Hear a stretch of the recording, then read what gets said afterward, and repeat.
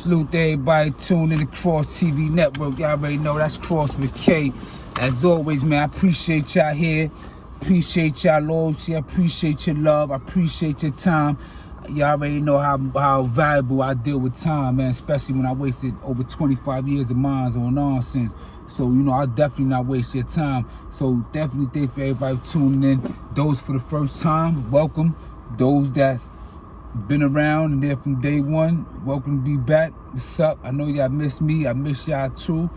You know, I got a lot to talk about, but I'll break that down in increments. You know, right now, man, you know, I want to speak about, there's a lot going on, you know what I'm saying? There's a lot going on. This internet, there's a lot going on. In these courts, there's a lot going on in the world.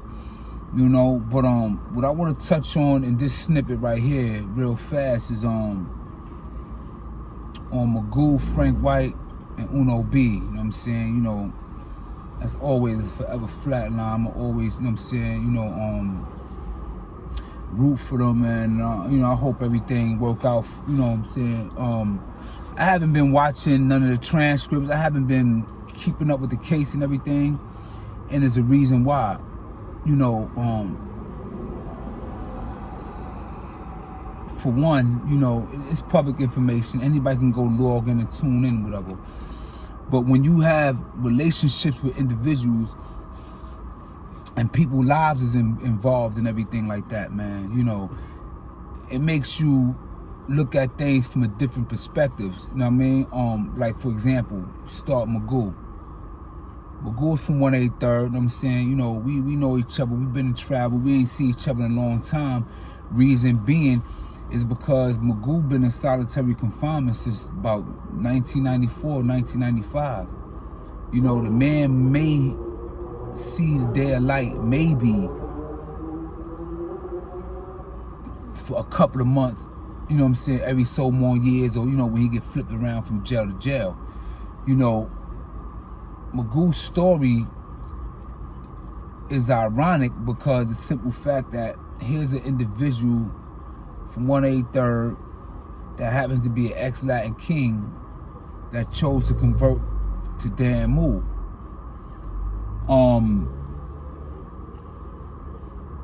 It's crazy because the situation that he put himself in, meaning that you have the kings that personally seek people out like that, or feel some type of way that'll come at you for that, and then even the homies that you chose to bond with and leave your original tribe for is looking at you with skepticism and like, nah, I don't trust this dude, you know what I'm saying, yada yada yada, whatever.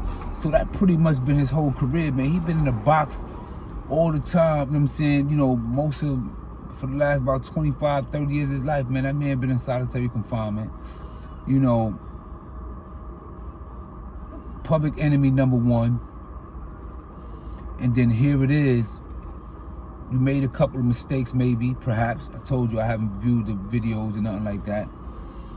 And now you're going to serve the rest of your life in prison, and the federal court judge is asking that he be placed in Florence, MDX, where he will have no human contact or nothing like that for the rest of his life. You know, that's chilling right there, coming from a person that did over 25 years in prison.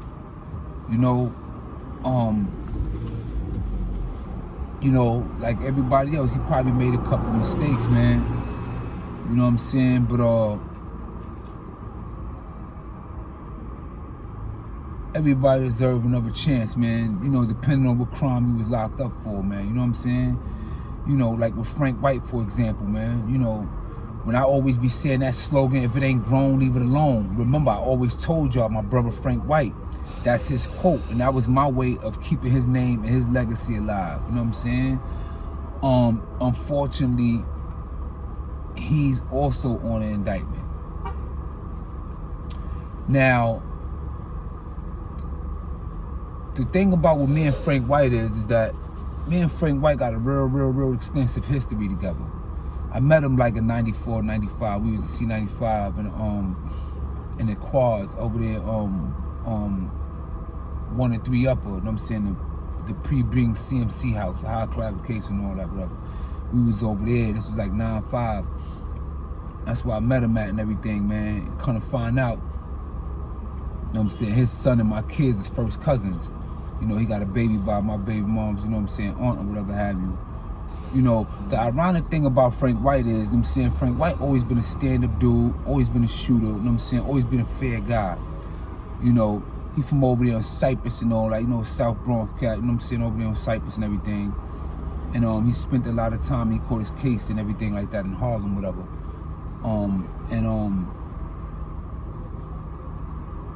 The crazy thing about Frank White is, man, you know, Frank White did way more time than I did. And we around close to the same age, maybe, you know what I'm saying, give or take a year or two. And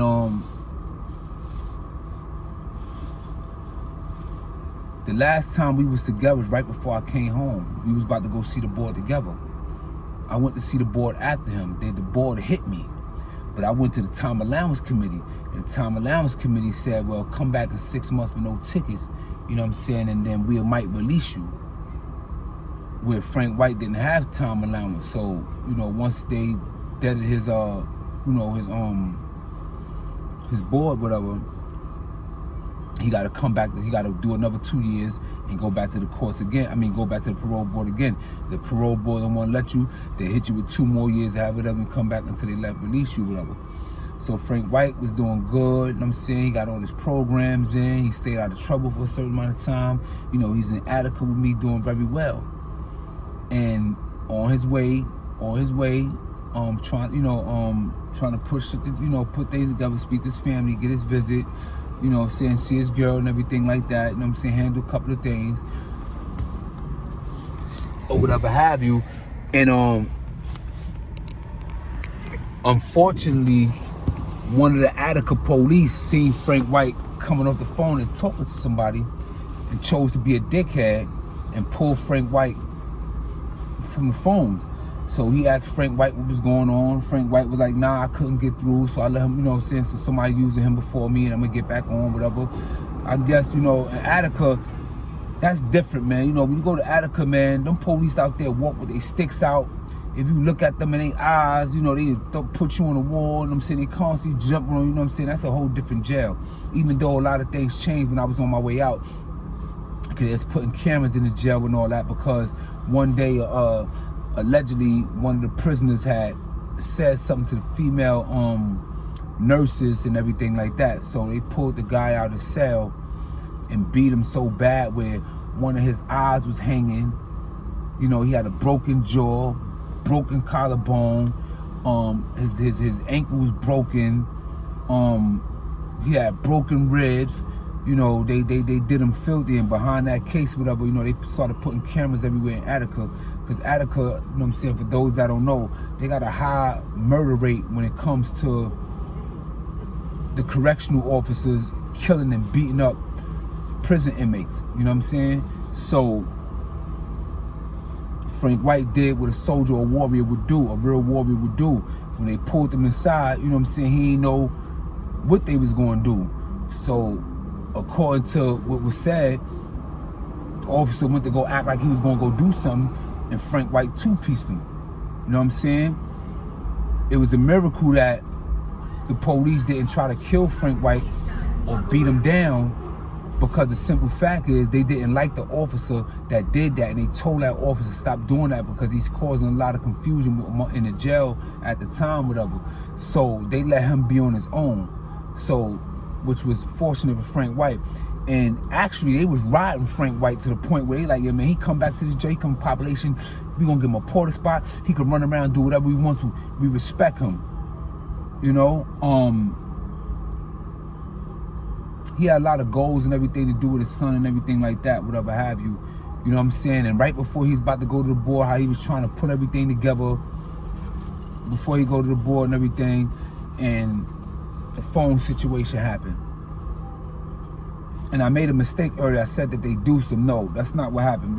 Now it's coming back to me more that I'm speaking, is that what happened was he was, you know, putting everything together on the phone, whatever, to make it to the board. And then when the police kept seeing him trying to come back and forth on the phone, whatever, you know, he pulled them out trying to say he was running the phone, whatever, and that's when everything happened. Now, this was 2015, 2014. Here it is, the end of 2020, he get caught up in an indictment that's gonna ultimately change his life forever now. For the last 5 years, he had a chance to come home, be with his family and everything like that. Because the officer misunderstood or wanted to be a dickhead, whatever, you know, caught that man inside, whatever, and, you know, he did what a warrior would do. And I mean by that is that they know how it goes on in Attica, man. When they pull you in when they pull you in them corridors and everybody's in the yard and they lock everything down, they got their sticks out, it's just you and about 10 or 15 of them. And they're gonna do whatever they want to do with you. They're gonna have their way with you. You know, so it was a life or death situation and where he popped off, and, you know, to his benefit, to his fortune, you know, they didn't kill him or do nothing to him, you know, because of the scenario I gave y'all. You know, so now he's in an indictment. What if that situation would never happen? Had he been home now? You know, these are the certain things that I think of when I look when I look at what's going on. Because a lot of people just be posting and talking about these individuals because they dick riding or they clout chasing and don't really know these individuals. I know these individuals personally, and it hurt me to see everybody that's going down one by one, one by one, one by one.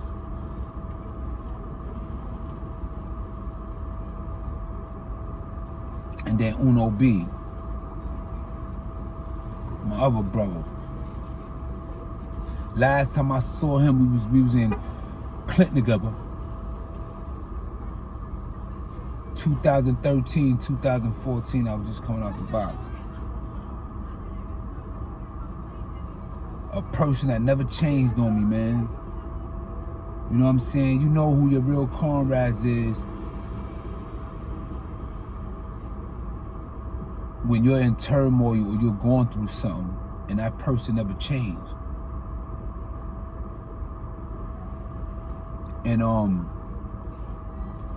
he did something real honorable that I'll never forget, man. One day we was in the yard, man, you know, Uno B saw three dudes trying to creep. You know what I'm saying? I just ran down or something, whatever case may be, whatever. 3 dudes tried to creep, caught my name. I turned around in the nick of time, and all 3 of them dudes just started running. Then when I turned around to get on the line, other dudes started running up in the line to be around the police and everything like that. You know what I'm saying? So, you know, if it wasn't for bro, who knows if I'd have cuts on me right now from all the wars and everything I've been through, or not. But I always try to keep it a buck. Well, I do always keep it a buck and 1,000 with people, man. You know, this YouTube thing, man, you know, this thing is starting to be the new way on how people snitch and dry snitch and everything like that, man. And, you know, the Nick Cannon video interview that Casanova did is one of the videos that's being used against him. So people understand and know that these videos is being used against people. For crime, for cases that's going on in courts right now, or crimes that people never got arrested for, or just character stuff. And people want to make these videos just for content. Just for content. Because they ain't got shit to talk about. You know, a person that ain't got shit, a pot to piss in the window to throw it out, but could tell you everything about how to keep life straight and keep how life forward and moving forward and everything. One that has all the answers, but they ain't got shit. You know? Those are them individuals, man. They want to clout chase and dick ride and talk about all these names and everything like that, man. While they got active cases going on or unfortunate situations, man. You know, And because of a couple of double taps on the like, you know what I'm saying, and, you know, a couple of extra subscribers, man, you know, people's compromising these individuals, you know, privacy, you know what I'm saying, in a time when, you know, they fighting for their life, you know what I mean? We don't know whether they guilty or not. We just know what's alleged, you know? But my heart go out to them, man. Like I said, I ain't looking at the transcripts. I ain't hearing about the case. I don't even want to follow that, man. You know what I'm saying? Because my vision is different in regards to that. I'm going to be talking about La Brim and that Hound case next. Being that my name is all up in that case, you know what I'm saying? In the episode, my name is all up in there. We're going to speak about that. Also, man, you know, got a little book coming out talking about my career and a lot of other things, you know what I'm saying? You know, so that way you hear from the horse's mouth and everything like that, man. You know, this weekend, I was going to do something. I'm not going to tell you what I was going to do. But the 22nd of March marked another year that I've been here in these streets. So I've been celebrating all week. You know what I'm saying? Around my family and loved ones, man. I just been celebrating all week, man, because, you know, I haven't been out here this long in these streets since my elementary days. And I'm 45 years old. So when I started coming to jail, when I started doing my bids in 93, 94, and I started doing my bids, the most I was out here in these streets was 4 to 6 months. Yet, March 22nd marked another annual year that I have been in these streets. After surviving all and everything that I've been through in that prison system, man, and in life and everything, I'm still out here, strong. You know what I'm saying? Looking healthy, looking good. You know what I'm saying? My mind getting right. My mind is, you know what I'm saying? And everything is getting healthy, man. So, you know, salute, man. Everybody stay focused, man. Remember, a person stand for nothing will fall for anything. So you're a real one, be a real one. Because remember, a wise man could play the role of a fool. A fool can't play the role of a wise man. A fool is going to have to play the role that's given to him. A wise man could switch it up. You know what I'm saying? So if you're a stand-up individual, be stand up. You can't pick and choose when you're going to be stand up. Don't let that go over your head, but no doubt, man, salute. You know what I mean? Salute to all my buddies, salute to everybody, man. Wish y'all nothing but peace and paradise. You know, and as far as, you know, the youth thing, man, you know, I'm definitely gonna be focused on them because I want to pinpoint all these things. I want to pinpoint this stuff. You know what I'm saying? Look how people that so-called call these people they brothers and whatever, and how they just using their story and everything for content, making false accusations, putting out all type of bullshit ass videos, you know what I'm saying, just to say, oh, I was around, or I know, and whatever the case may be, man. Dudes don't know these niggas' names, dudes ain't been writing them, dudes ain't been doing nothing. Dudes ain't got no ties to individuals or nothing, man. You know, so it's all about family, man. It's all about family, man. You know, don't never, ever, ever, ever, ever in your life diss your mother or say fuck one of your family niggas, one of your family members for one of these fuck boys out here. These fake dudes out here that's gonna use you and use y'all for whatever they can suck up out of y'all. The minute they don't need you no more, they're gonna turn on you and shit on you, try to disrespect you by any means necessary.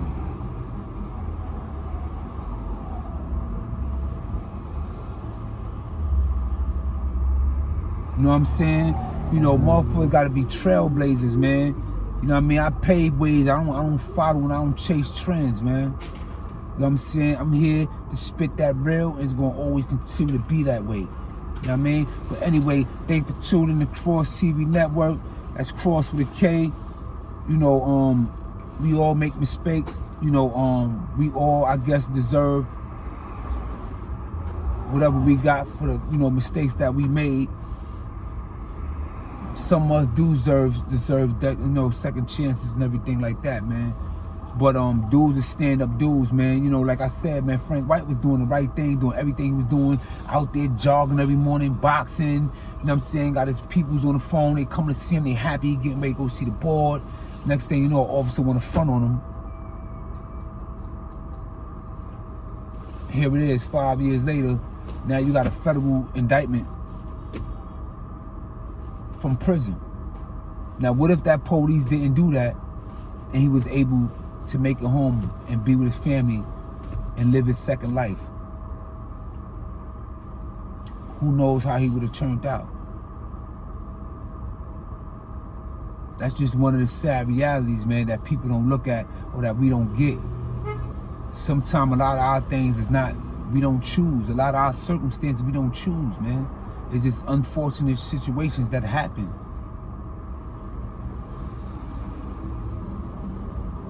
Peace and blessings to you all, bro.